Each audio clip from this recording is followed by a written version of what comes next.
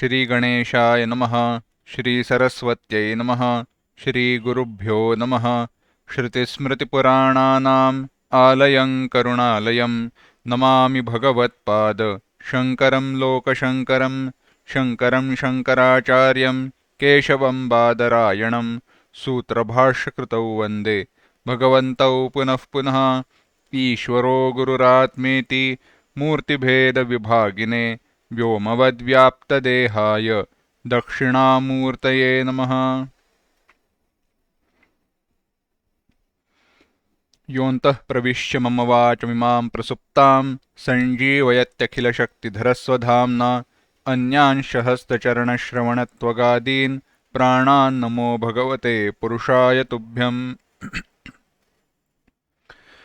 वंशीविभूषितकरान्नवनीरदाभात् पीताम्बरादरुणबिम्बफलाधरोष्ठात् पूर्णेन्दुसुन्दरमुखादरविन्दनेत्रात् कृष्णात् परं किमपि तत्त्वमहं न जाने। वसुदेवसुतं देवं कंसचाणूरमर्दनं देवकी परमानन्दं कृष्णं वन्दे जगद्गुरुम्। आज के चिंतन को प्रारंभ करने के पूर्व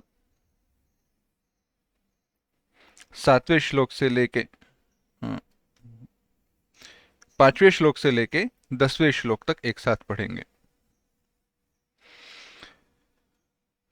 महाभूतान्यहंकारः बुद्धिरव्यक्तमेव च इन्द्रियाणि दशैकञ्च पञ्चचेन्द्रियगोचराः इच्छा द्वेषः सुखं दुःखं संघातश्चेतना धृतिः एतत् क्षेत्रं समासेन सविकारमुदाहृतम् अमानित्वमदम्भित्वम् अहिंसा क्षान्तिरार्जवम् आचार्योपासनं शौचं स्थैर्यमात्मविनिग्रहः इच्छा इन्द्रियार्थेषु वैराग्यम् अनहंकार एव च जन्म मृत्युजरा व्याधि दुःखदोषानुदर्शनम् असक्तिरनभिष्वङ्गः पुत्रदारगृहादिषु नित्यं च समचित्तत्वम् इष्टानिष्टोपपत्तिषु मयि चानन्ययोगेन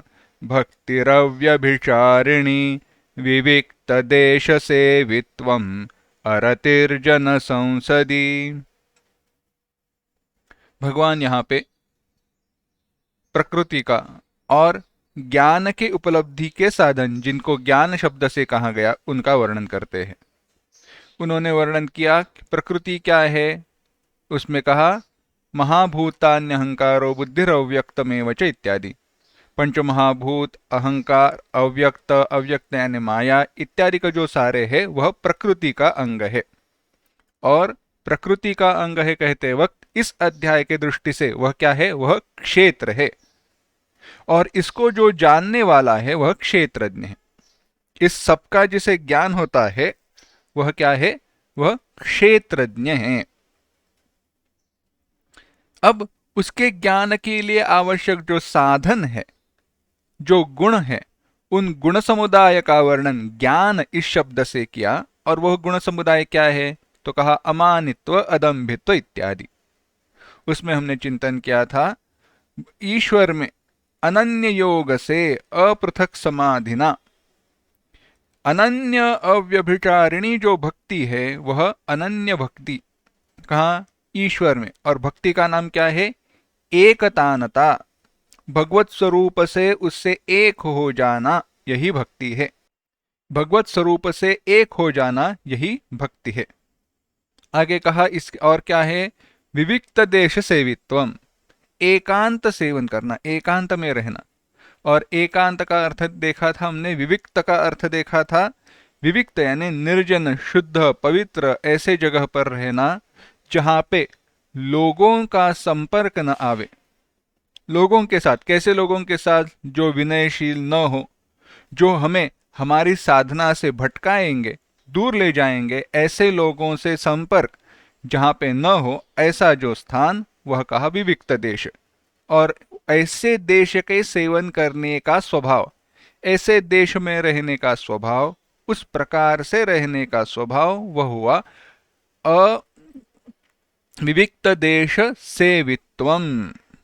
अरतिर जन संसदी, जन समुदाय में प्रीति न होना, प्राकृत जन समुदाय में प्रीति का अभाव, यह हुआ अरतिर जन संसदी। अब आगे और कहते हैं, 11वां श्लोक देखना।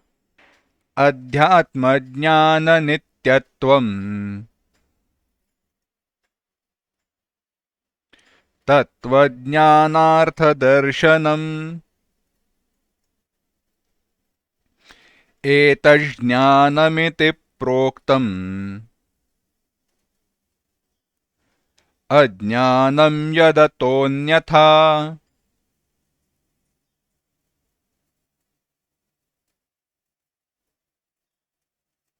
एक साथ, अध्यात्म ज्ञान नित्यत्वम् तत्वज्ञानार्थ दर्शनम् एतज्ज्ञानमिति प्रोक्तम् अज्ञानं यदतोऽन्यथा। भगवान कहते हैं अध्यात्म ज्ञान नित्यत्वम्। अध्यात्म ज्ञान, आत्मज्ञान, नित्यत्वम्, नित्यत्वम यानी नित्य निरंतर स्थिर रहना। जो अध्यात्म ज्ञान है, अध्यात्म ज्ञान क्या है? अमानित्व, अदम्भित्व, यह जो सब कुछ कहा वह अध्यात्म ज्ञान। वह अध्यात्म ज्ञान आत्मज्ञान क्यों है? क्योंकि आत्मज्ञान के लिए अत्यंत उपकारी है, इसलिए उनको भी अध्यात्म ज्ञान कहा। वह अध्यात्म ज्ञान, उसमें नित्य स्थिति, वह हुआ अध्यात्म ज्ञान नित्यत्वम। आगे कहा तत्वज्ञानार्थ दर्शनम। तत्वज्ञान, तत्वज्ञान, तत्वज्ञान है, तत्व का ज्ञान, तत्वज्ञान। जीव ब्रह्म ऐक्य का ज्ञान होना तत्वज्ञान है। जो ब्रह्म है वह सच्चिदानंद स्वरूप है, यह ज्ञान होना तत्वज्ञान है। कैसे ज्ञान हो वह? परंतु वह अपरोक्षता से, कोई उसमें प्रत्यवाय न हो, कोई उसमें विरोध न हो, कोई उसमें खंड न हो, ऐसा वह ज्ञान तत्वज्ञान। अर्थ, तत्वज्ञान का जो विषय वह क्या है? परमात्मा। दर्शन, उस परमात्मा का अपरोक्ष ज्ञान। जो वह मोक्ष, उसकी आलोचना करना, वह हुआ तत्वज्ञानार्थ दर्शनम। एतज् ज्ञानम, यह सब कुछ जो है यह अज्ञान है। यह सब कुछ जो है वह क्या है? ज्ञान है। क्यों? क्योंकि ज्ञान अर्थत्वात्, ज्ञान के प्राप्ति के साधन होने के कारण। आगे कहा अज्ञानम यदतोऽन्यथा, इससे भिन्न जो कुछ भी है वह सब कुछ अज्ञान है। क्या कहते हैं भगवान? देखते हैं। भगवान ने सारे गुण समुदाय कहे। क्या क्या कहे?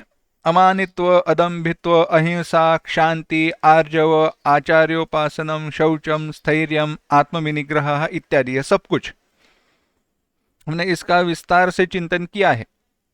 अब इसके बाद यहां पे भगवान कह रहे हैं, पहला शब्द क्या कहा? पहला शब्द कहा अध्यात्म ज्ञान नित्यत्वम। भगवान भाष्यकार आदि शंकराचार्य जी बड़ी सुंदर व्याख्या करते हैं। व्याख्यान करते हुए टीका में वह कहते हैं, भाष्य में अपने लिखते हैं, भाष्य में कहते हैं अध्यात्म ज्ञान नित्यत्वम। शब्द कहा अध्यात्म ज्ञान नित्यत्वम, उसका अर्थ क्या है? आत्मादि विषयम ज्ञानम। यह अध्यात्म शब्द अगर देखे ना तो कैसे है? देखिए, अधि यानी कोई एक लोकस, अधिष्ठान, एक जगह, एक जगह। आत्म, आत्म यानी मैं जहां पे हूं, यह मैं कौन हूं, इसका ज्ञान होना, इसके इसको जानने की इच्छा रखना, वह हुआ अध्यात्म। जहां पर मेरा मैं अहंकार है, वह हुआ मेरा अध्यात्म। अगर शरीर में मेरा भाव है कि यह शरीर में हूं, तो शरीर मेरे लिए अध्यात्म हुआ। परंतु वेदांत में, शास्त्र में अध्यात्म किसे कहा है? आत्मा, परमात्मा को अध्यात्म कहा। अध्यात्म आत्मादि विषयक जो ज्ञान, उसका नाम है अध्यात्म ज्ञान। अध्यात्म माने आत्मा, उसका ज्ञान अध्यात्म ज्ञान, और उस अध्यात्म ज्ञान में नित्य स्थिर रहना। अब अध्यात्म ज्ञान में नित्य स्थिर कैसे रहे? तो संदर्भ दिया अमानित्व, अदम्भित्व इत्यादि। क्यों कहा? पहले भी हमने देखा है। अध्यात्म ज्ञान क्या है, तत्व ज्ञान क्या है? देखा जाए तो एकदम आसान सी बात है। देखा जाए तो अध्यात्म ज्ञान, आत्मज्ञान क्या है? बस कोई बात नहीं, आसान सी बात है। भगवान ने कहा तत्त्वमसि। उपदेश क्या दिया गया है? वह ब्रह्म तुम हो। कितनी बार हमने पढ़ा है? बहुत बार पढ़ा है। हमने बहुत बार पढ़ा है कि वह ब्रह्म मैं हूं। ऐसे होने पर भी, पढ़ने पर भी, सुनने के बाद भी उस ब्रह्म ज्ञान का जो फल है, आत्यंतिक दुख निवृत्ति और परमानंद की प्राप्ति, ऐसे आनंद सुख का अनुभव जहां पे कोई दुख न हो और नित्यता से रहे, नहीं मिला। सुख का अनुभव नहीं है, परंतु उसके प्राप्ति में जो दुख है वह तो झेलने पड़ते हैं। क्यों? सुबह उठकर जाप के लिए बैठते हैं, घर वाले कहते हैं क्या भगवान का नाम लेते रहते हैं, बाकी कुछ नहीं करते। कहीं बाहर हमारे साथ आते नहीं हैं, हमारे साथ चलते नहीं हैं, हम दोस्तों के साथ मिलते नहीं है, तो दोस्त भी हमसे दूर हो जाते हैं। दोस्त कहते हैं इसको बुलाने का क्या फायदा, तो पूछते नहीं है। तो हमें दुख होता है, क्योंकि मेरी साधना तो चल रही है ठीक है, परंतु दोस्तों के साथ घूमने नहीं मिलता। यानी हमारे जो पूर्व सुख के साधन थे वह तो चले गए, परंतु साधना का फल जो सुख है वह मिला नहीं। सही बात है ना? हमने जोर से साधना शुरू कर दी, तपस्या समझो, चलो हमारे लिए तपस्या हमने शुरू कर दी। गड़बड़ ये हुई, पूर्व जो सुखों के साधन जो मेरे थे, जिनका मैंने त्याग किया, वो तो चले गए, परंतु तपस्या का फल जो सुख मिलना है वह मिला नहीं। क्यों हुआ? वह इसीलिए हुआ क्योंकि वह फल मिले, वह फल का मैं अनुभव करूं, इसके लिए मेरा जो एक अधिकार होना चाहिए, वह अधिकार अभी तक मुझे प्राप्त नहीं हुआ है। जिस समय वह अधिकार मिल जाएगा, उसी समय, उसी क्षण वह सारा फल मुझे प्राप्त हो जाएगा। तो वह अधिकार की प्राप्ति कराने वाले जो गुण हैं, उस अधिकार की प्राप्ति कराने वाले जो गुण हैं, वह ज्ञान की प्राप्ति कराने वाले जो गुण हैं, उन्हीं को ज्ञान के दृष्टि से, ज्ञान शब्द से कहा गया। उदाहरण बताते हैं तो बात समझ में आएगी।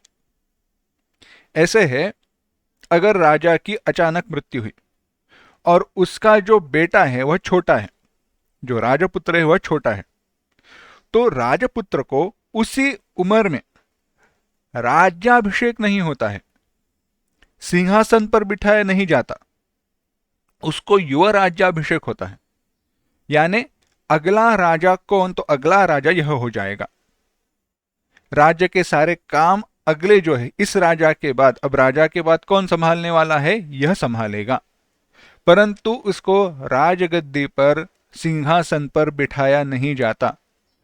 कब तक बिठाया नहीं जाता? जब तक उसका अध्ययन, उसकी उम्र एक विशिष्ट उम्र तक न आए, तब तक। तब तक मंत्रियों द्वारा राज्य संभाला जाता था। तो अब हुआ कैसे है? अभिषेक तो हुआ है, राज्याभिषेक तो हुआ है, यानी राजा बनने के फल प्राप्त होने चाहिए उस पुत्र को, राजपुत्र को। परंतु जब तक उम्र नहीं आती, वह प्रौढ़ता नहीं आती, वह अध्ययन नहीं होता कि राज्य कैसे चलाए, राज्य का भार, राज्य का कारोबार कैसे संभाले, यह जब तक समझता नहीं है तब तक उसे राज सिंहासन पर नहीं बिठाया जाता। और जब वह उम्र हो जाएगी फल तुरंत प्राप्त है। इसी प्रकार से जब तक हमें अधिकार प्राप्त नहीं होते, हमारी पात्रता सिद्ध नहीं होती, तब तक वह फल नहीं मिलता है। उस पात्रता की सिद्धि में आवश्यक जो गुण है उन्हीं को ज्ञान शब्द से कहा। इसीलिए अध्यात्म ज्ञान नित्यत्वम, उन गुणों में स्थित रहना। और आगे कहा तत्वज्ञानार्थ दर्शनम, तत्वज्ञान के अर्थ की आलोचना करना। तत्वज्ञान के अर्थ की आलोचना करना अर्थात अमानित्व, अभिमान न रहना, अदम्भित्व, दंभ का अभाव इत्यादि जो सारे गुण कहे गए, उन ज्ञान साधनों की, उन ज्ञान के साधनों की परिपक्व भावना से उत्पन्न होने वाला, परिपक्व भावना से उत्पन्न होने वाला जो तत्वज्ञान, उसका अर्थ, तत्वज्ञान का अर्थ क्या है? साक्षात परमात्मा की प्राप्ति। दूसरे शब्दों में मोक्ष, आत्मा एवं मोक्ष, हमारा आत्मस्वरूप ही मोक्ष है। आत्मस्वरूप की प्राप्ति नहीं, आत्मा एवं मोक्ष, हमारा आत्मा ही मोक्ष है। तो वह जो मोक्ष है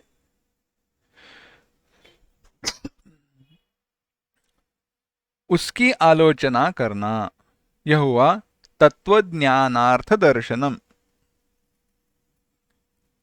अब उसकी आलोचना करना क्यों कहा? अगर एक अर्थ लिया जाए तो साक्षात अपरोक्ष ज्ञान इस दृष्टि से कहा जा सकता है, परंतु आलोचना करना यह एक अर्थ महत्वपूर्ण है। क्यों? क्योंकि जब तक हम मोक्ष की आलोचना नहीं करते तब तक उसके प्राप्ति में हमारी प्रवृत्ति नहीं होंगी। ऐसे हम कोई वस्तु खरीदते नहीं है, है ना? किसी वस्तु को अगर खरीदना है तो हम क्या करते हैं? उस वस्तु के बारे में जानकारी हासिल करते हैं, प्राप्त करते हैं, क्या कैसी है, मेरे लिए आवश्यक है या नहीं, उसका निरीक्षण करते हैं, देखते हैं, उसके बाद निश्चय करके उस वस्तु को हम खरीदते हैं। उसी प्रकार से और खरीदने के लिए प्रवृत्त होते हैं। उसी प्रकार से जब तक मोक्ष क्या चीज है, मोक्ष क्या है, यह जब तक देखा नहीं जाता, हमारे द्वारा जाना नहीं जाता, तब तक उसके प्राप्ति में हमारी प्रवृत्ति नहीं होगी। इसीलिए वह भी एक आवश्यक साधन है। क्या साधन है? तत्वज्ञानार्थ दर्शनम, तत्वज्ञान का अर्थ जो मोक्ष, उसकी आलोचना करना। आगे कहा एतज ज्ञानमिति प्रोक्तम, अमानित्व से लेकर जो कुछ भी कहा उसे ज्ञान इस शब्द से कहा गया है, और उससे भिन्न जो कुछ भी है वह सब कुछ अज्ञान है। सब कुछ अज्ञान है, उससे भिन्न। अज्ञानम यदतोन्यथा, यानी क्या? अमानित्व कहा है तो कहा कहना मानित्व, अभिमान का होना। अदंभित्व कहा है तो दंभ का होना। यह सब कुछ जो है वह हुआ अज्ञान। अज्ञान क्यों? क्योंकि उन्हीं के कारण तो हम बंधे हुए हैं। अज्ञान का नित्य अनुभव कराने वाले तो वही है। अज्ञान के परिणाम स्वरूप यह आए हैं, तो वह अज्ञान है। तो प्रश्न उत्पन्न होता है, ठीक है, यह बात सब कुछ समझ में आई, आपने यह सब कुछ कहा, ज्ञान कहा, प्रकृति कही, क्षेत्र कहा, परंतु यह सब कुछ जो आपने गुण समुदायों का जो वर्णन किया है, उस गुण समुदाय, उस ज्ञान द्वारा जानने योग्य क्या है? इसके लिए अगला श्लोक आता है। कैसे है? अमानित्व, अदम्भित्व आदि जो गुण है ना, वह यम नियम है। वह कोई ज्ञेय वस्तु नहीं है जो जानी जाए। यम नियम आसन प्राणायाम यह जानने योग्य वस्तु नहीं है, आचरण योग्य गुण है। फिर से सुनना, यम नियम इत्यादि जो है वह आचरण योग्य गुण है, परंतु जानने योग्य वस्तु नहीं है। अगर ऐसी बात है तो उनका महत्व क्या है, उससे क्या जानना है, उन गुणों का परिणाम क्या है? तो भगवान कहते हैं नेयम यत्तत् प्रवक्ष्यामि। अगला श्लोक देखना, ज्ञेयं यत्तत् प्रवक्ष्यामि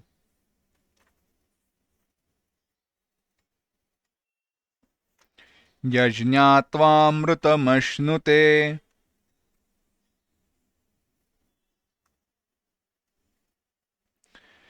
अनादिमत्परं ब्रह्म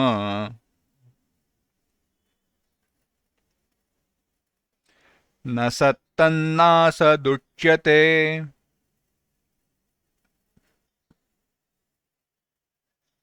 एक साथ, ज्ञेयं यत्तत् प्रवक्ष्यामि यज्ञात्वामृतमश्नुते अनादिमत्परं ब्रह्म न सत्तन्नासदुच्यते।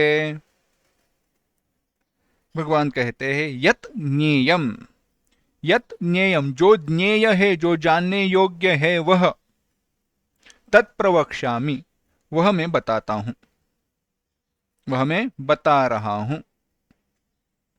मैं अच्छी तरह से, प्रवक्षा में अच्छे तरीके से, उत्तम प्रकार से बताऊंगा, बताता हूं। यत जो, ज्ञात्वा जानकर, जो जानने पर, अमृतम अश्नुते जिस जानने योग्य परमात्मा को, परमात्मा स्वरूप को जानकर मनुष्य जीव अमृत को प्राप्त करता है। अमृत यानी स्वर्ग में पिया जाने वाला द्रव्य नहीं। अमृत माने अमरत्व का भाव, अमृतम। वह फिर से मृत्यु को प्राप्त नहीं होता। अमृत क्या है? जिससे वह व्यक्ति फिर से मृत्यु को प्राप्त नहीं होता, वह अमृत है। विस्तार से विचार बाद में करेंगे। आगे कहा अनादिमत, वह क्या है? वह ज्ञेय कैसा है? अनादिमत, जिसका आदि न हो वह अनादिमत, जिसकी आदि हो, शुरुआत हो, वह आदिमत, शुरुआत न हो, न आदिमत, अनादिमत। वह क्या है? परम ब्रह्म, परम निरतिशय जो ब्रह्म है। निरतिशय, पर शब्द का उपयोग क्यों किया? यही बताने के लिए कि यह उत्पत्ति स्थिति लय का कारण नहीं है। शुद्ध ब्रह्म है, जहां माया इस उपाधि के साथ उसका संयोग नहीं हुआ है। कल्पित होने के, कल्पित ही होता है माया के साथ संयोग, परंतु वैसे भी उसका चिंतन नहीं किया जा सकता स्वरूपतः। आगे कहा अनादिमत परम ब्रह्म कैसा है? न सत तत् न असत उच्यते। न वह सत है, न असत है। वह न सत है, न असत है। विस्तार देखते हैं। ज्ञेयं यत्तत् प्रवक्ष्यामि, ज्ञेयम जो जानने योग्य है वह, प्रवक्ष्यामि उसको भली प्रकार से मैं कहूंगा। जो कुछ भी जानने योग्य है वह मैं उसे भली प्रकार से कहूंगा। क्या होगा उससे? यज्ञात्वा जिसे जानकर, अमृतम अश्नुते, मनुष्य अमृतत्व को प्राप्त होता है। अब अमृत इस शब्द का हमें सामान्यता से अर्थ प्राप्त जो है वह है स्वर्ग में पिया जाने वाला द्रव्य। इंद्रादि का जो देवताएं हैं जो पिया करते हैं हमेशा, जो अमृत मिला किससे मिला? सागर मंथन से मिला, देवता उसका पान करते हैं। परंतु उस अमृत को अमृत कहना सही बात नहीं है। कहते हैं परंतु वह एक व्यावहारिक दृष्टि से है, एक सापेक्ष दृष्टि से है, कंपैरेटिव, बाकियों से ज्यादा फल देते हैं इसलिए। क्यों ऐसे? संत ज्ञानेश्वर जी महाराज बड़ी सुंदरता से कहते हैं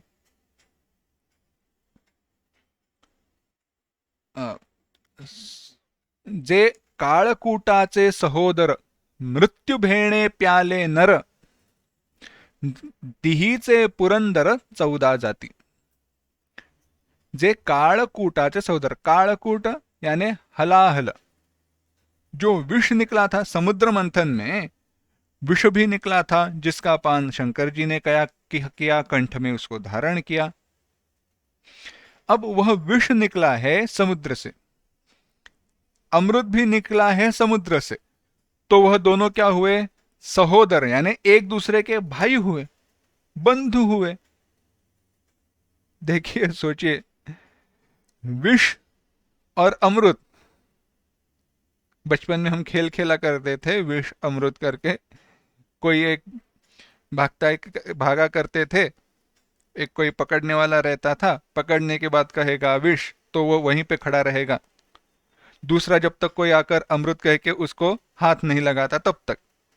जब ऐसे सब लोग पकड़े जाएंगे विष कह के और अभी उनको बचाने के लिए कोई अमृत कहने वाला नहीं रहेगा, तो जो पहला पकड़ा गया था उसके ऊपर राज्य आया करता था। वह विष अमृत ये नहीं है। विष अमृत क्या है? दोनों समुद्र से समुद्र मंथन में उत्पन्न हुए, तो सह उदर यानी एक ही उदर से, एक ही से जन्म हुआ, तो उन दोनों के पिता हुए समुद्र। उन दोनों के एक पिता है, समुद्र है, तो सहोदर हुए, यानी दोनों एक दूसरे के भाई हुए। और दो भाई चाहे गुणों में कितने भी विरुद्ध क्यों ना हो, कुछ गुण तो उनमें समान होते हैं। दो भाइयों में कितने भी विरुद्ध स्वभाव के हो न हो, दोनों कुछ गुण तो समान होते हैं, क्योंकि सहोदर है, भाई है। तो अब बात बताओ, जिसका भाई विष, वह कैसा अमृत? जिसका भाई विष है, कैसा विष? जिसको कंठ में धारण करने के बाद शिवजी को भी ताप हुआ था, इसीलिए कंठ में उन्होंने सर्प को धारण किया है ना? कंठ में धारण किया है, उसकी लक्षण भी भिन्न है, बड़ी सुंदर है। उनका लक्षण, उनका विचार करे। इनसे, इन कथाओं के द्वारा, इन घटनाओं के द्वारा हमें क्या सिखाया गया? जहर को कंठ में रखना चाहिए, बाहर उगलना नहीं चाहिए या पेट में छोड़ना नहीं चाहिए, कंठ में ही रखो। कोई बुरे विचार हो यहीं पे रखो, अंदर जाए तो भी बुरा है, हमसे मुंह से बाहर निकले तो भी बुरा है। गुस्सा है, गुस्से को दबा कर नहीं रखना है। क्यों? दबा कर रखेंगे तो कहीं तो फूट कर बाहर आए। और उगलना भी नहीं है, शांति से कंठ में रखो। विचार चल रहा है अमृत का विचार करते वक्त कहा वह क्या है? वह विष का, जहर का क्या है? भाई है। अब वह अमृत अगर जहर का भाई है तो उसमें नित्यता कैसे होगी? इसीलिए कहा मृत्यु भेणे प्याले नर। ज्ञानेश्वर जी महाराज ने कहा मृत्यु के भय से जिसका पान किया गया, मृत्यु के भय से अमृत का पान किया गया, अमृत का भाई है विष, और अमृत का भाई विष यानी जहर, और वह जहर क्या करता है? मृत्यु को ले आता है। तो जिसका भाई मृत्यु को लेकर आने वाला हो, वह मृत्यु को दूर कैसे लौटाएगा? अरे भाई का दोस्त आया तो घर पे बुलाएगा ही ना। ऐसे तो नहीं होता, भाई का दोस्त है तो हम उसको घर के बाहर रखते हैं। भाई घर में हो ना हो। और मजे की बात ऐसे होती है, देखो, जिनके भाई बहन है उनके उनको ज्यादा पता होगा। भाई के दोस्तों के साथ गप्पे मारना छोटे भाई को ज्यादा अच्छा लगता है। एक छोटा भाई है, एक बड़ा भाई है समझो, या एक बड़ा भाई छोटा भाई, कैसे भी, अपने भाई के दोस्तों के साथ गप्पे मारना दूसरे भाई को अच्छा लगता है। यानी अगर मेरे दोस्त जो रहेंगे उनके साथ गप्पे लड़ाना किसको ज्यादा पसंद होगा? मेरे भाई को। मेरे भाई के दोस्तों के साथ गप्पे लड़ाना किसको पसंद होगा? मुझे। तो ऐसी बात है। तो जहर का दोस्त कौन है? मृत्यु। तो अमृत मृत्यु को दूर क्यों रखेगा? तो मृत्यु के भय से अमृत का पान करना कैसे संभव है? अमृत से मृत्यु दीर्घ काल तक दूर रहेगा, परंतु हमेशा के लिए चला नहीं जाता। इसीलिए कहा दीहिचे पुरंदर 14 जाति। दीहिचे स्वर्गलोक के जो पुरंदर राजा जो है, यानी क्या? इंद्र। 14 इंद्र बदल जाते हैं। 14 इंद्र बदल जाते हैं। इंद्र बदलते हैं यानी एक इंद्र चला जाता है, उसकी मृत्यु होती है। मृत्यु कह नहीं सकते, परंतु उसका कार्यकाल समाप्त होता है, उसको फिर से इस पृथ्वी पर जन्म लेना पड़ता है। आत्मज्ञानी है तो बात भिन्न है, परंतु ऐसे है। यानी अमृत का पान करके भी अगर मृत्यु टला नहीं तो स्वर्ग में पिया जाने वाला जो पेय है वह अमृत नहीं। पृथ्वी पर पिया जाने वाला कषाय भी अमृत नहीं है। चाय को भी अमृत तुल्य चाय, किसने जाकर अमृत पिया था और चाय को अमृत तुल्य कहा पता नहीं। और उसको अमृत तुल्य क्यों कहते हैं जानते नहीं। शायद ऐसी बात हो सकती है कि ज्यादा चाय पीने से वह अमृत तुल्य ही हो जाएंगे। क्यों? स्वर्ग में ही तो जाना है, और ज्यादा पिए तो उसका तो राजमार्ग है। रहने दो। तो अमृत क्या है? ज्ञान ही अमृत है।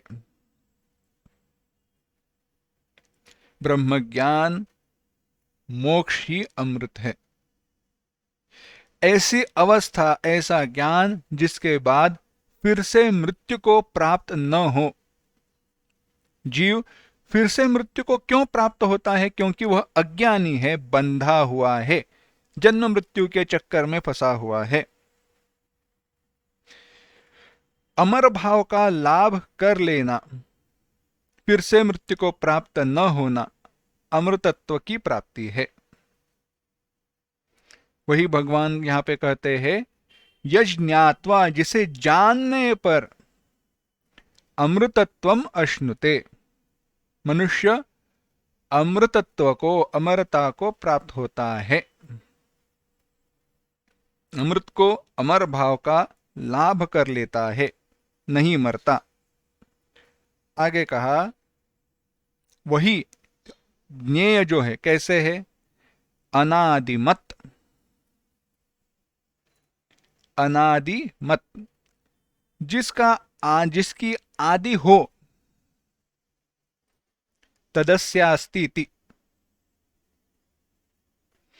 मतुपादयः, मतुपादि प्रत्यय होते हैं। ऐसा जिसका हो वह, जिसकी आदि हो उसे कहते हैं आदिमत।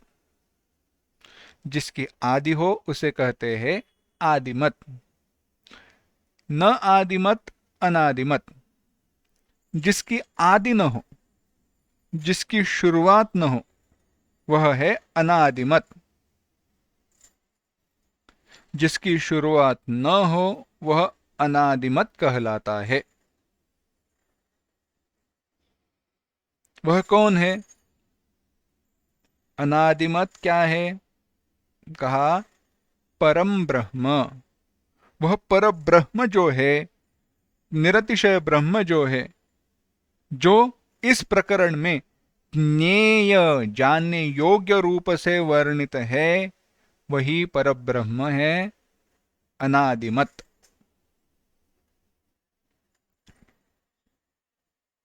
कैसे है? ठीक से समझाइए, बताइए। तो कहा न सत तन्नासद उच्यते। न वह सत है, न वह असत है। कैसे है? जिसका फल अमृतत्व है, ऐसा ज्ञेय मेरे द्वारा कहा जा रहा है। भगवान ने क्या कहा? वह जानने योग्य जो वस्तु है वह कैसे है? अमरता को, अमर भाव को प्राप्त कराने वाला है। और कैसे? कहीं जाने की आवश्यकता नहीं, उसको जानो। कहीं जाना नहीं है, उसको जानना है। जानने के बाद अमरत्व का लाभ है। अच्छा, इतनी आसान बात है? यानी हवन वगैरह करने नहीं है? नहीं करने हैं। 100 लक्ष चंडी यज्ञ, कोई आवश्यकता नहीं है। अश्वमेध 100, कोई आवश्यकता नहीं है। क्या करो? बस उसको जानो। अच्छा, उसको जानने से प्राप्ति हो जाएगी? हाँ, हो जाएगी। क्या जानना है? अनादिमत। क्या जानना है? यह अपेक्षा हुई ना? क्यों हुई? अमरता का लाभ होने वाला है, तो अमरता का लाभ ऐसे कह के विषय की तरफ ध्यान खींचकर अब भगवान वह ब्रह्म क्या है वह कह रहे हैं। कहते हैं न वह सत है न असत है भगवान, ये बात सही नहीं है। आपने पहले तो कहा उसको जानना है, परंतु जानने योग्य है कहा, उसको जानना है कहा, परंतु जो आप बता रहे हो वो हमारे समझ में नहीं आता। उससे अच्छा मैं पूजा पाठ करूं, वह आसान है। भगवान कहते ठीक है, पूजा पाठ रहने दो, वह चलते रहने दो, परंतु मेरी बात भी सुनो। कहीं ना कहीं तो कभी ना कभी यहाँ पे आना ही है, कभी ना कभी सुनना है, कभी ना कभी पढ़ना है, तो सुनो। वह कैसे है? वह न सत है न असत है। परंतु यह आपने, मैंने अगर सुना बराबर है, तो माया के बारे में भी आपने यह कहा था। माया भी कैसे है? न सत है न असत है। अच्छा सुना, वेरी गुड। ध्यान है, मैं पढ़ा रहा हूं उसकी तरफ। परंतु बात ऐसी है, माया सत नहीं है, असत नहीं है, परंतु वो है ही नहीं, इसीलिए सत नहीं है, असत नहीं है। यानी बताता हूं, देखिए।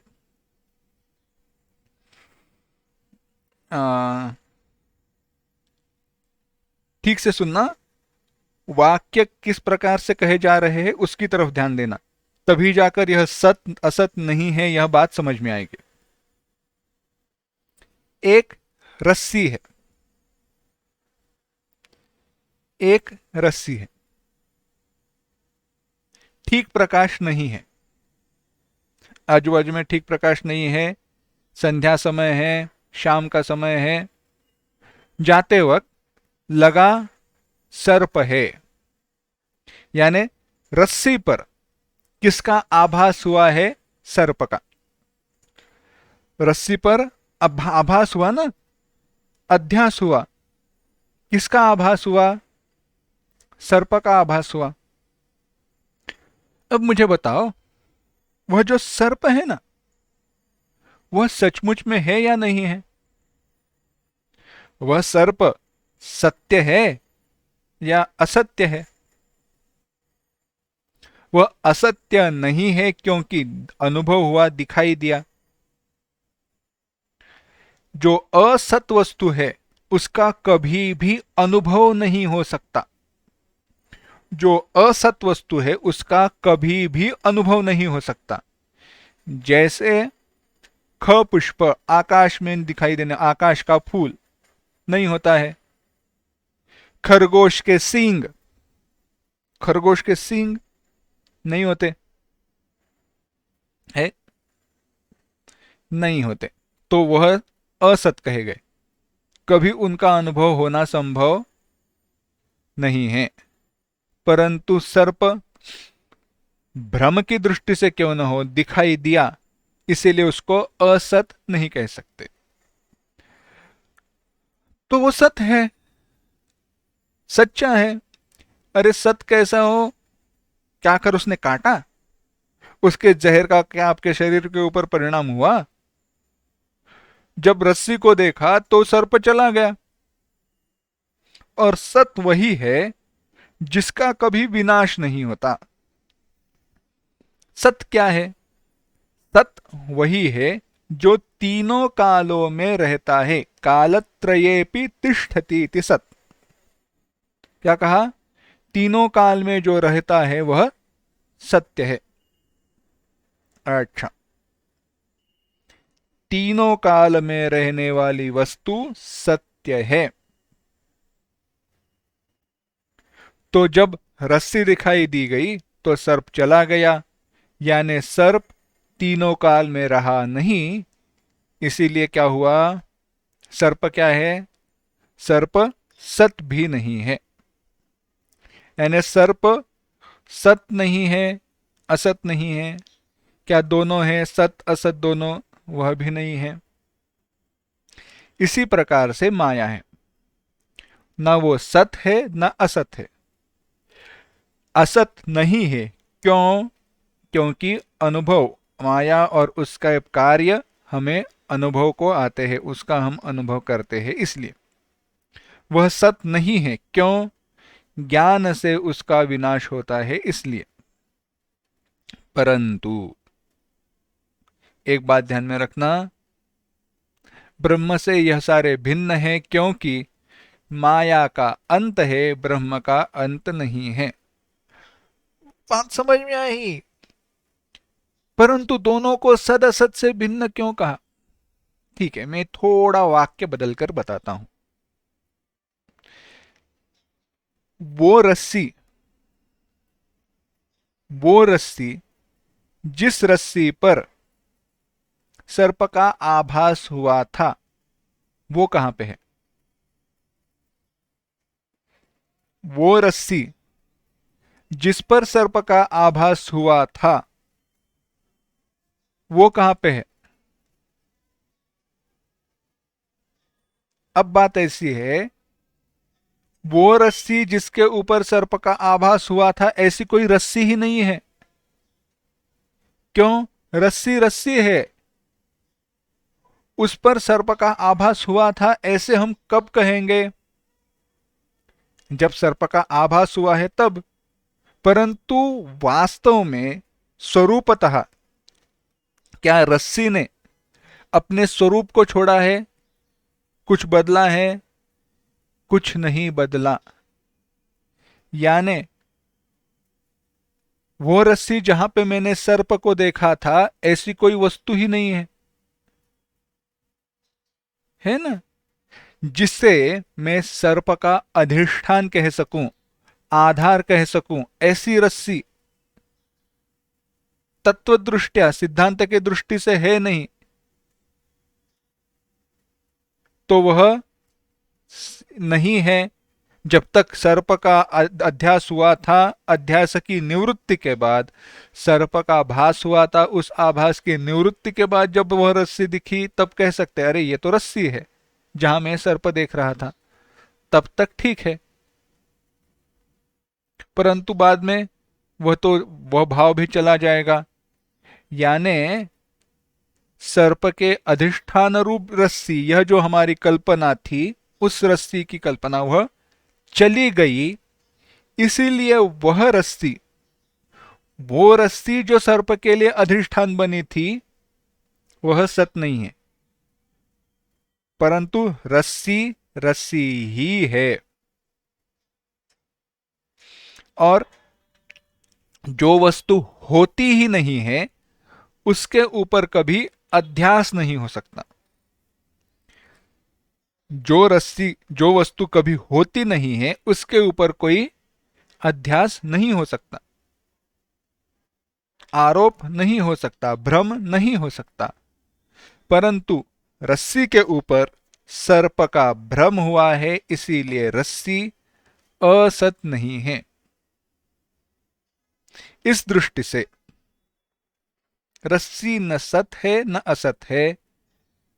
तात्पर्य यह है, जो ब्रह्म है, जो उपाधि रहित है, उपाधि के सहित हो तो उसे सत और असत दोनों कह सकते हैं। क्यों? क्योंकि माया इस भ्रम के लिए, माया इस उपाधि के लिए वह ब्रह्म अधिष्ठान बना है, और माया के लिए अधिष्ठान रूप से वह जब ब्रह्म रहता है तब वह ब्रह्म सत भी होता है, असत भी होता है। सत असत बना नहीं है, माया के कारण उसके ऊपर इन गुणों का आरोप किया है, वह ब्रह्म सत भी है, असत भी है। परंतु जो शुद्ध ब्रह्म है, उपाधि रहित है, शुद्ध चैतन्य तत्व जो है, वह न सत है न असत है। न सत तन्न असत उच्यते।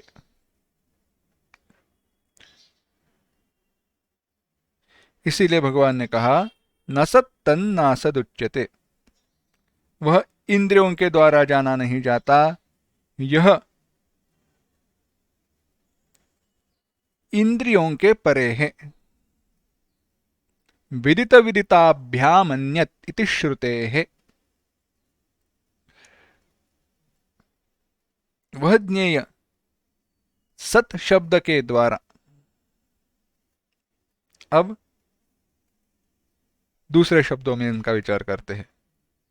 वह जो ब्रह्म है वह सत असत आदि शब्दों के द्वारा नहीं कहा जा सकता, क्योंकि अर्थ का प्रकाश करने के लिए, अर्थ को जताने के लिए वक्ता के द्वारा बोले जाने वाले और श्रोता के द्वारा सुने जाने वाले जो सब कुछ शब्द है, जाति, क्रिया, गुण, संबंध, द्रव्य इत्यादि, उनका ग्रहण करवा कर ही अर्थ का प्रतीत कराते हैं, अन्य प्रकार से नहीं। अब यह बात क्या हुई बताते हैं।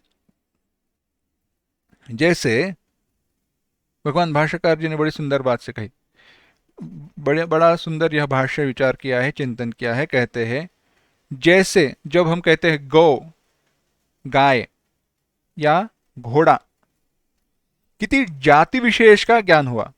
गो जाति, प्राणी कहे तो प्राणी सारे हैं, परंतु गो जाति है, स्पीसीज, एक गाय, एक प्रजाति का ज्ञान पता चला। तो सारे गाय कहे तो सारे गौवे हमें समझ में आते हैं, घोड़ा कहे तो सारे घोड़ों का ज्ञान होता है। तो घोड़ा, गाय, बैल, यह सारी क्या हुई? शेर, यह सारी हुई जाति। तो उस शब्द से कुछ जाति का ज्ञान हुआ। आगे कहा गुण, धनवान, विद्यावान गुण है, परंतु यह ब्रह्म जो है यह इस प्रकार से न जातिमत है न गुणमत है, इसीलिए सत इस शब्द से उसको जाना नहीं जा सकता। ऐसी कोई वस्तु है, विषय है, इस प्रकार से जाना नहीं जा सकता, इसीलिए उसको कहा न सत। विषय के रूप में उसको जाना नहीं जा सकता, इसीलिए कहा न सत।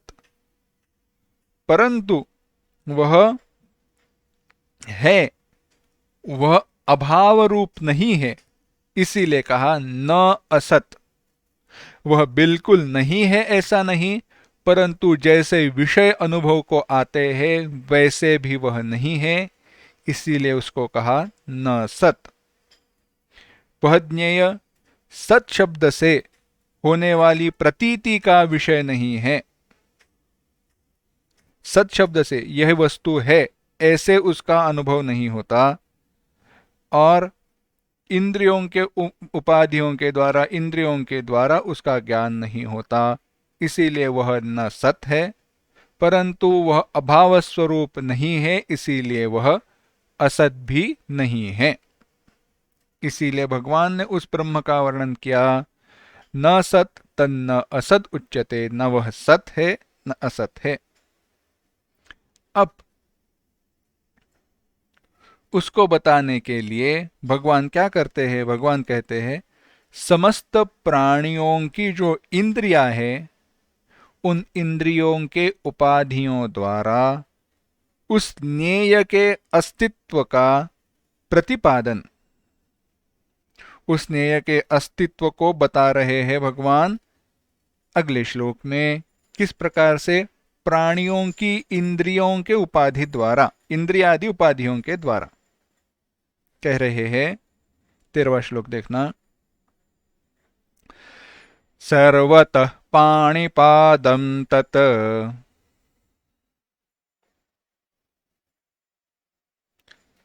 सर्वतोक्षिशिरोमुखम्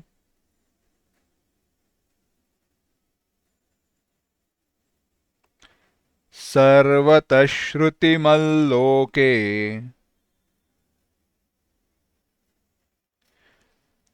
सर्वमावृत्य तिष्ठति।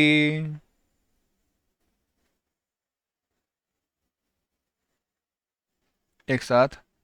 सर्वतः पाणिपादं तत् सर्वतोक्षिशिरोमुखम् सर्वतः श्रुतिमल्लोके सर्वमावृत्य तिष्ठति। भगवान कहते हैं वह कैसा है? सर्वतः पाणिपादम, तत् वह परमात्मा, सर्वतः सब जगह पर, सब और, पाणिपादम हाथ पैर फैला हुआ, यानी उसके हाथ और पैर सर्वत्र फैले हुए हैं। हाथ पैर सब जगह फैले हुए, कैसे दिखाई देगा वह ध्यान? कल्पना ऐसी नहीं करनी है। और बहुत सारे ऐसे शरीर पर हाथ चिपकाए हुए हैं, ऐसे कल्पना नहीं करनी है। ऐसी कल्पना करे तो पैर कहां पे आएंगे? सब जगह पर हाथ है तो सब जगह पर पैर कैसे हो? सब जगह पर पैर है तो सब जगह पर हाथ कैसे हो? प्रश्न आते हैं ना। इनका अभिधा अर्थ नहीं लेना है, साक्षात अर्थ नहीं लेना है, लक्षण से अर्थ लेना है। कैसे विचार करेंगे, विस्तार करेंगे। सर्वतः पाणिपादम तत्, सर्वतः अक्षी, सब जगह पर आंख है। क्या है? इतना ही नहीं, शिर मस्तक है, मुख मुख है, सर्वतः श्रुतिमत सब जगह पर कान है, और लोके सर्वम आवृत्य तिष्ठति, लोके इस संसार में सर्वम आवृत्य सबको आवृत्त करके तिष्ठति रहता है। अरे बाप रे, सबको व्याप्त करके वह स्थित है, कहा। सब जगह पर हाथ है, कान है, पैर है, नाक है। अरे समझे कैसे? चितारना हो, कल्पना करनी हो। क्योंकि क्या है, हमें तो वह चित्र देखने की आदत है विश्व रूप का। अनेक सारे उसके हाथ है, अनेक सारे मुख है, किस मुख से अग्नि बाहर निकल रही है, देखा है ना, ऑनलाइन भी अवेलेबल है। विश्वरूप का एक ध्यान करने के लिए वह सही है, परंतु ऐसे एक चित्र में विश्वरूप दर्शन होता नहीं है। अगर इतना आसान होता तो अर्जुन को विशेष आंखें दृष्टि देने की आवश्यकता भगवान को नहीं होती थी। अस्तु, वह विषय भिन्न है, वह चिंतन भिन्न है, उसकी कोई आवश्यकता नहीं है। यहां पे भगवान कह रहे हैं सर्वतः पाणिपादम। श्लोक को कैसे समझना है देखो। सब प्राणियां जो है, हम सारे जो है जीव है, उन सबको इंद्रिया प्राप्त है। सबके हाथ है, पैर है, कान शायद न हो, हर एक की श्रुति यानी कान जैसे इंद्रिय न हो, सांप चींटी उनके नहीं रहते हैं हमारे जैसे, परंतु उनके एक भिन्न रूप से वह सारी इंद्रियां रहती है। सब वह जो है इंद्रिय रूप उपाधियों द्वारा, और इंद्रिय रूप उपाधियों द्वारा क्षेत्रज्ञ का अस्तित्व प्रकट होता है। वह जो क्षेत्रज्ञ है, वह जो क्षेत्रज्ञ है, वह अपने अस्तित्व को प्रकट करता है। किस रूप में? ये सारी इंद्रियां जो उपाधियां हैं, ये हमारे सारे जीवों की हमारी, उसके रूप में। क्षेत्र रूप उपाधि के कारण ही वह ज्ञेय क्षेत्रज्ञ कहा जाता है। ज्ञेय उपाधि का एक क्षेत्र क्या है? उपाधि है। यह सारी इंद्रियां जो है वह क्या है? उपाधि है। किसकी है? जो ज्ञेय है उसकी है। ज्ञेय क्या है? क्षेत्रज्ञ है। तो उपाधियों के रूप में क्षेत्रज्ञ वहां पे प्रकट है। और उपाधि यानी हाथ पैर आदि भेद से वह अनेक प्रकार से विभक्त है। तो विचार कीजिए, अगर यह उपाधियों के रूप में क्षेत्रज्ञ ही प्रकट है, तो हमारी उपाधियां, जिसे हम ये सारे शरीर को कहते हैं, ये मेरे हाथ है, मेरे पैर है, वास्तव में किसकी उपाधियां हुई? चिंतन करें तो वही क्षेत्रज्ञ की उपाधियां हुई। तो उल्टा विचार कीजिए, अगर ये हाथ पैर वास्तव में क्षेत्रज्ञ के है, तो जहां जहां पे हाथ पैर है वहां वहां पे क्षेत्रज्ञ के हाथ पैर ही तो है। तो सर्वतः पाणिपादम, उस क्षेत्रज्ञ के हाथ पैर आंखें सब जगह पर है। किस रूप में? हमारी इंद्रियों के, प्राणियों की उपाधियों के रूप में। परंतु हमारे में और उसमें भेद क्या है? हमारे लिए हमारी उपाधियां इत्यादि का सारे जो है वह कैसे है? वह अज्ञान से हम बंधे हुए हैं, उनका संग हुआ है। क्षेत्रज्ञ के लिए वह असंग है। वास्तव में क्षेत्र की उपाधियों के भेद से किए हुए समस्त भेद क्षेत्रज्ञ में मिथ्या है। क्षेत्रज्ञ में वैसे भेद होते नहीं है। क्षेत्रज्ञ को कहा नहीं जा सकता तुम्हारे बहुत सारे हाथ है, पैर है इत्यादि, परंतु उनको हटाकर, उन उपाधियों को हटाकर वह न सत है न असत है कहा जा सकता है। इसे बताने के लिए उपाधियों का विचार बताया। कैसे है? किसी वस्तु को समझाना है तो पहले अध्यारोप किया जाता है, कोई दूसरी वस्तु को बताया जाता है और उसकी सहायता से पहले वस्तु का चिंतन किया जा सकता है।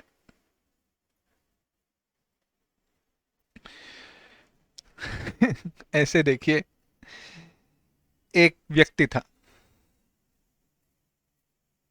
वह गया, गांव गया, अपने मित्र से मिलने जाना था, मित्र से मिलना था। मित्र के घर का पता तो था, परंतु आधा आधा अधूरा। मित्र ने कहा था यहां यहां पे आ जाओ, किसको भी पूछो घर बता देंगे, ऐसे कि ये उस गांव के राजा है। हम सबको लगता है कि हम बड़े इतने विद्वान हैं, हम इतने प्रसिद्ध हैं कि किसी को भी पूछा जाए तो लोग हमारे घर तक लाकर छोड़ देंगे। अस्तु, मजे की बात छोड़ दो, ये मित्र के गांव गया, आधा अधूरा पता था, जो वो गली थी वहां तक तो पहुंच गया। तो पूछा, कोई व्यक्ति बैठा था, उसको पूछा ये व्यक्ति कहाँ पे रहते हैं? तो बैठा हुआ व्यक्ति बड़ा विद्वान था, सचमुच में विद्वान था। हर गांव में ऐसे चौराहे पर बैठे हुए जैसे विद्वान रहते वैसे ही विद्वान था, परंतु विद्वान था। तो उसने कहा देखो, इनसे मिलना है? अरे पता है, आसान है इनका घर पहचानना। पहले मुझे बताओ, आपको चिमनी क्या होती है पता है?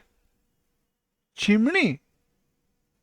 वो चिड़िया नहीं, अंग्रेजों की चिमनी, यानी अरे वो धुएं को बाहर फेंकने वाली रहती है ना वो। अच्छा हाँ, पता है। अच्छा, वो पता है ना आपको? ठीक है। धुआं पता है? हाँ, धुआं पता है। कौन से रंग का रहता है? काले रंग का रहता है। अच्छा, बाकी चिमनी का रंग लाल है। अच्छा, और आ, दरवाजे पता है? दरवाजे, हाँ पता है, परंतु लकड़े के नहीं। हाँ, लकड़े के नहीं। किसके? धातु के, लोहे के। हाँ पता है, परंतु मुझे बताओ इसका मेरे दोस्त के घर के साथ क्या संबंध? मैं बता रहा हूं ना, ठीक से सुनो। और एक बात, कुत्ते पता है आपको? अरे हाँ पता है, भौंक के दिखाऊं? मेरी बात सुनो। अच्छा, तो अब ऐसे देखना, ये सामने वाली जो गली है ना, उस गली में चले जाना। उस गली में चले जाने के बाद ऐसा घर जिसके वो चिमनी न हो, जिसको चिमनी न हो, रंग लाल न हो, धातु का सामने लोहे का दरवाजा न हो, और जिसके बगीचे में कुत्ता न हो, ऐसा जो घर है वो आपके दोस्त का घर है। समझ में आई बात? हाँ, अब घर समझ में आएगा। क्योंकि कैसे है, अब यह सब पहले जो बताया, चिमनी क्या है, कुत्ता क्या है, भौंकना क्या है, रंग क्या है, दरवाजा क्या है, यह क्यों बताया? बताने की आवश्यकता है क्या दोस्त के घर को बताने के लिए?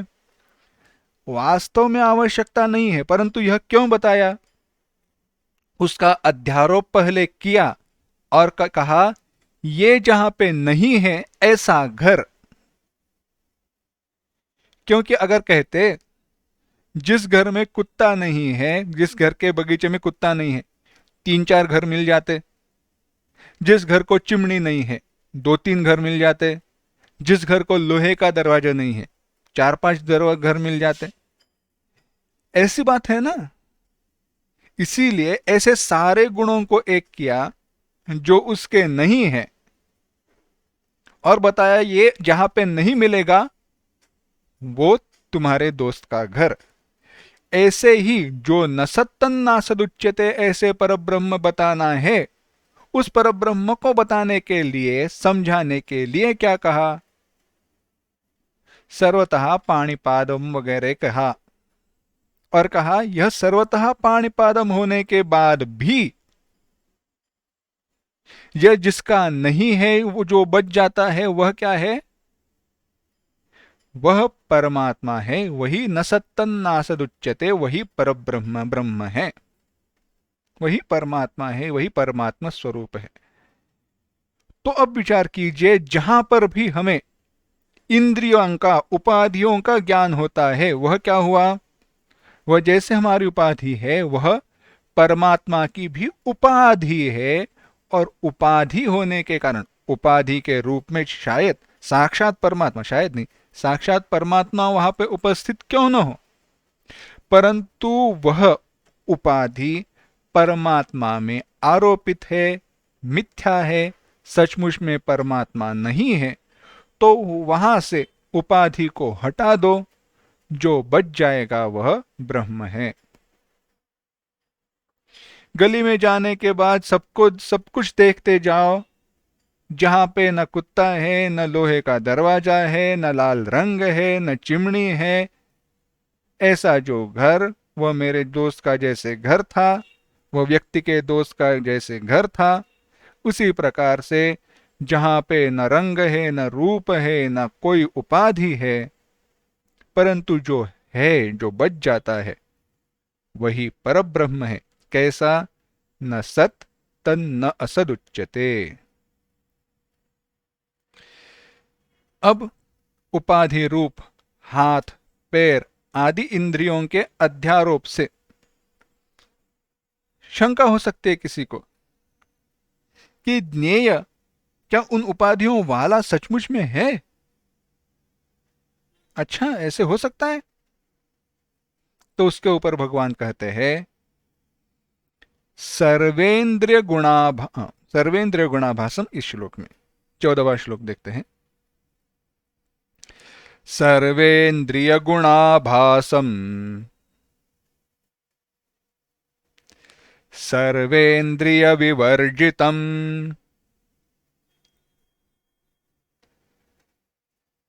असक्तं सर्वभृच्चैव निर्गुणं गुणभोक्तृ च।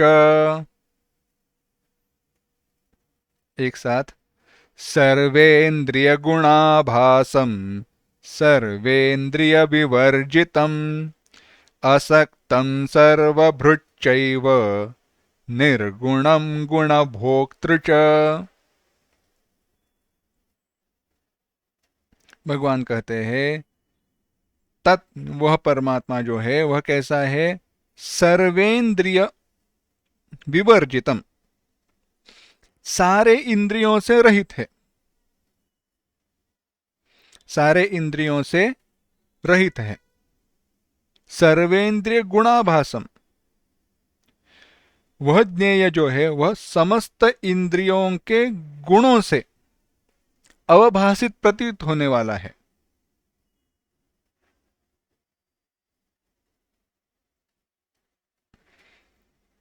और कहा असक्तम, आसक्ति रहित है।